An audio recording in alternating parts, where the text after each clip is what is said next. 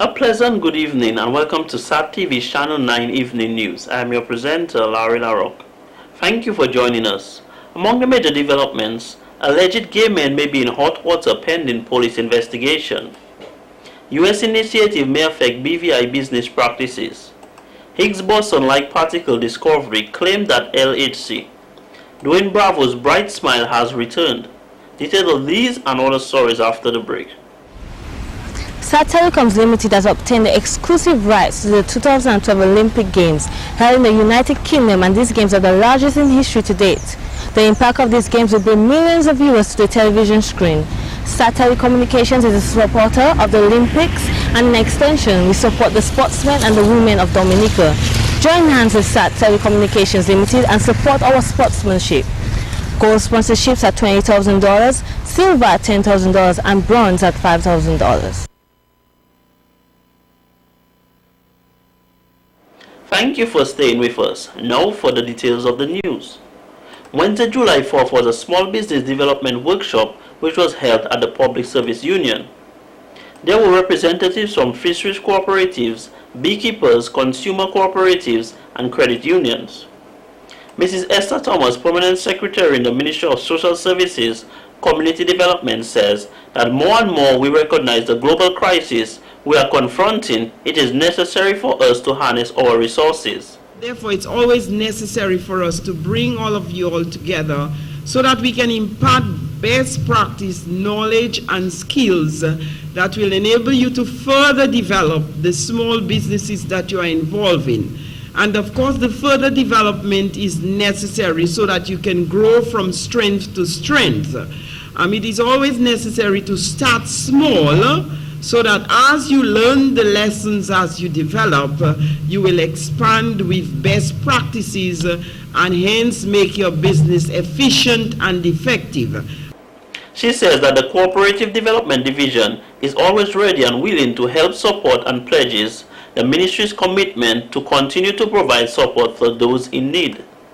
Many times people wait for people to come to them so that they can provide support to them. But I say to you, it's your business.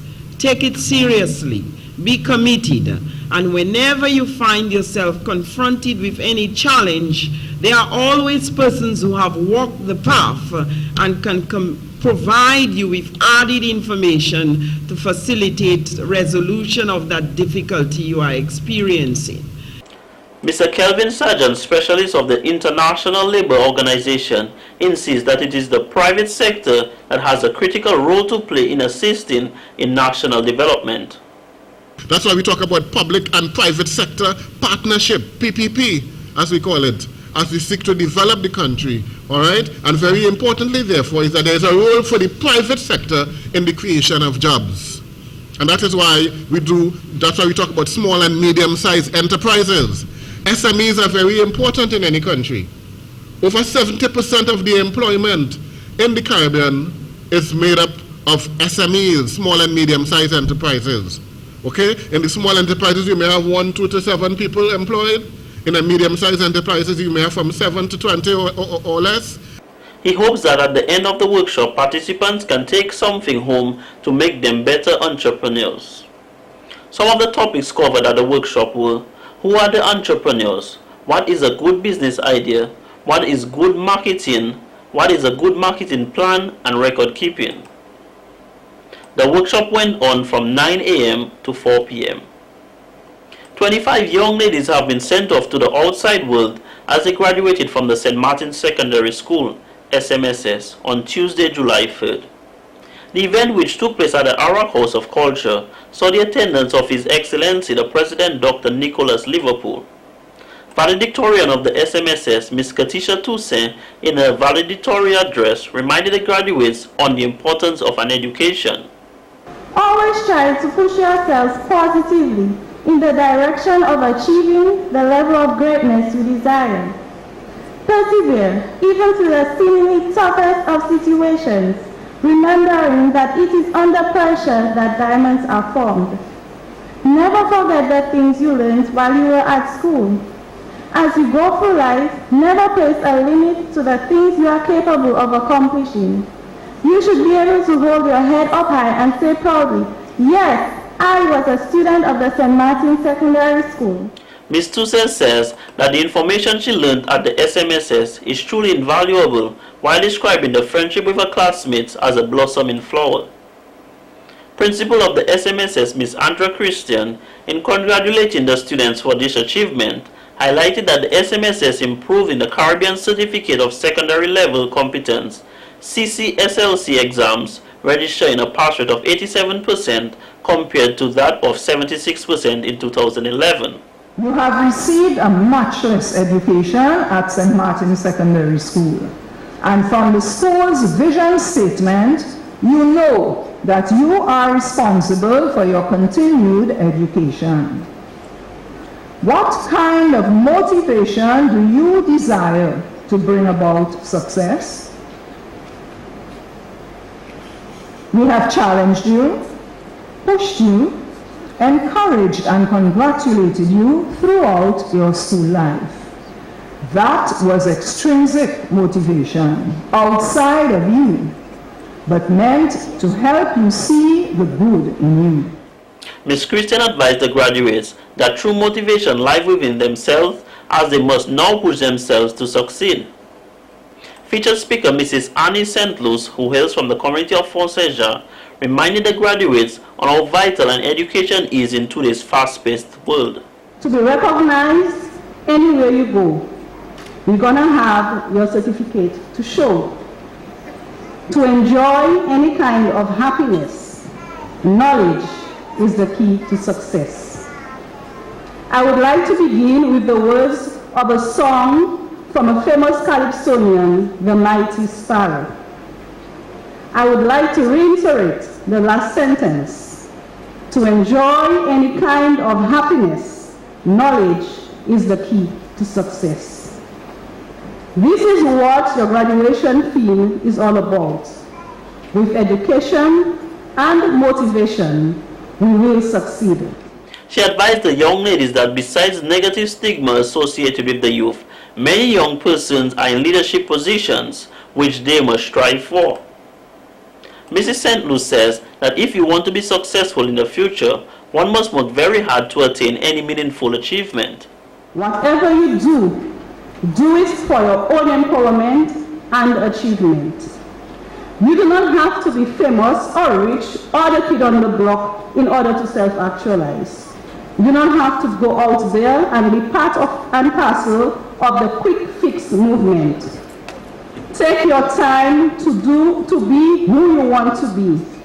Do not try to meet the expectations of others, and in the future you lament, if only I knew, if only I had listened to myself, if only.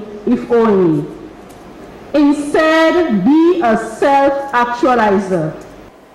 Mrs. St. Louis went on to urge the graduates that in all aspects of life, they must be ambitious and motivated if they want to succeed to enjoy the finer things in life.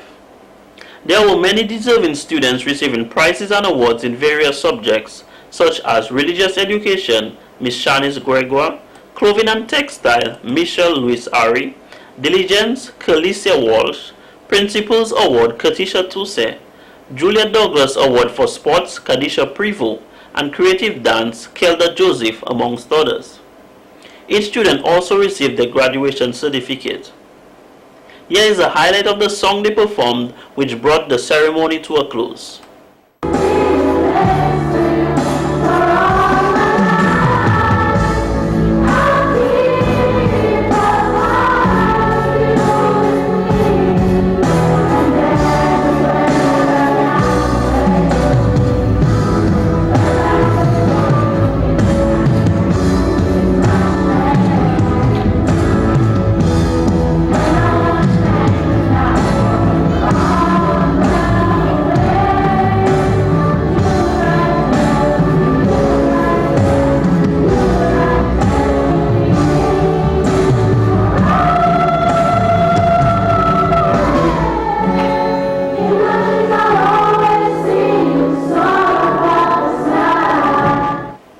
The government of Dominica, through the Dominica Festivals Committee, DFC, is proudly sending Miss Nadira Lando, reigning Miss Dominica and Miss Caribbean World winner, to the St. Vincent and the Grenadines SVG to compete for the Miss Carnival crown, where she will be vying for her third crown.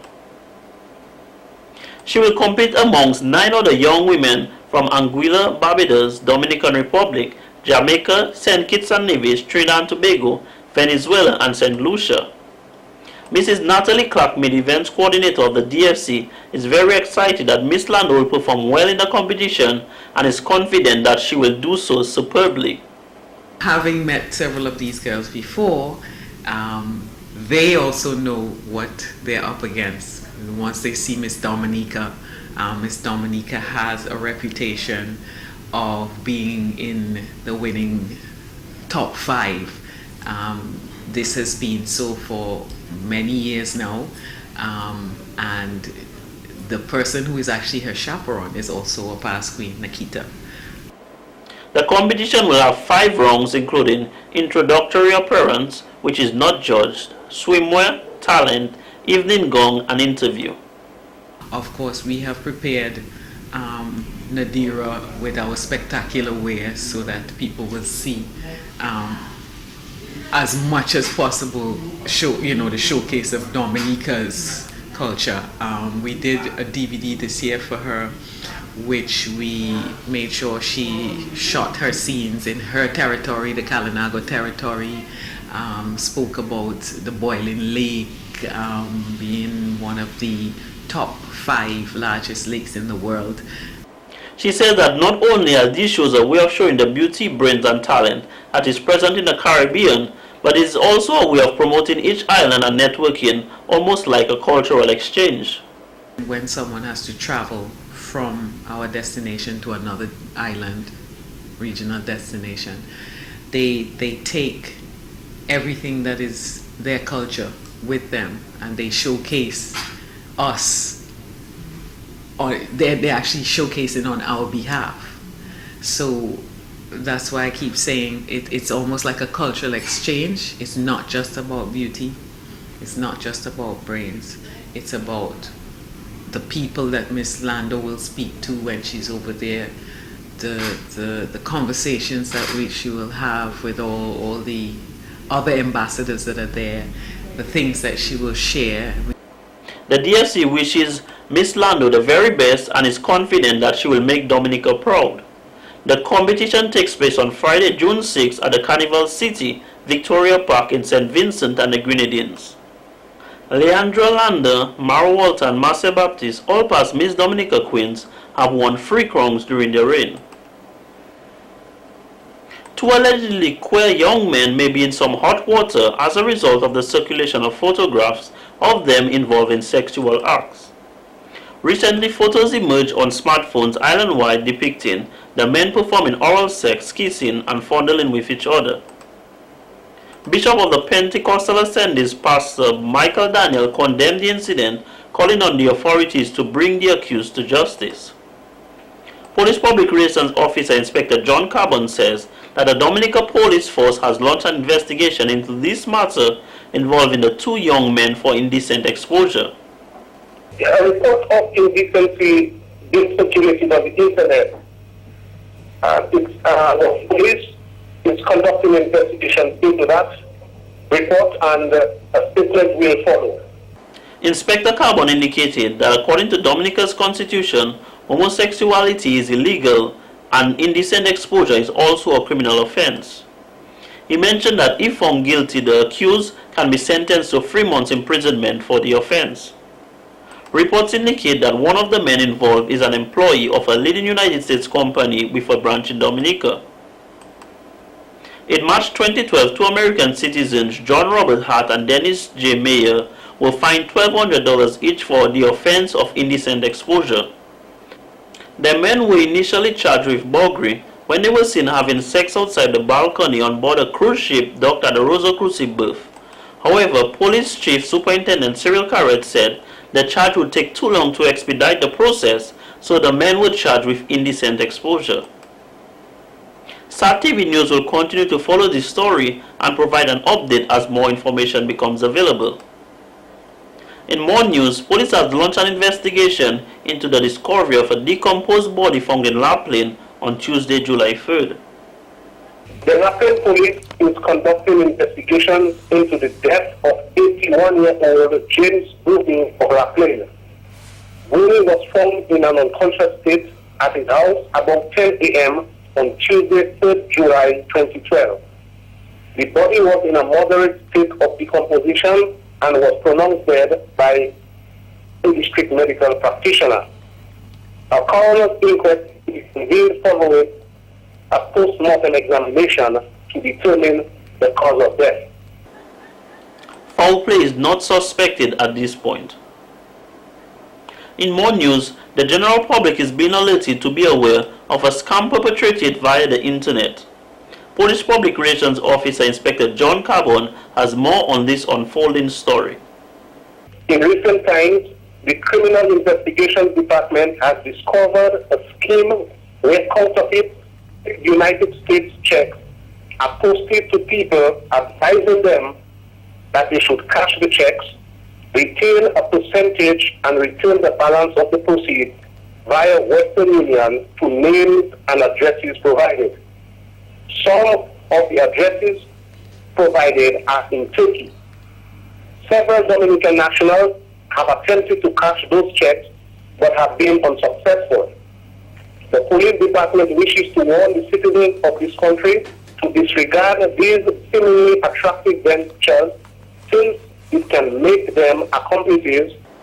Anyone who has been in contact with these individuals or received any checks with the view to negotiate cash is asked to call a Criminal Investigations Department on 266-5157 or 266-5165 or 266-5185 or visit in person. This has been the local segment of the news. Coming up next, regional highlights.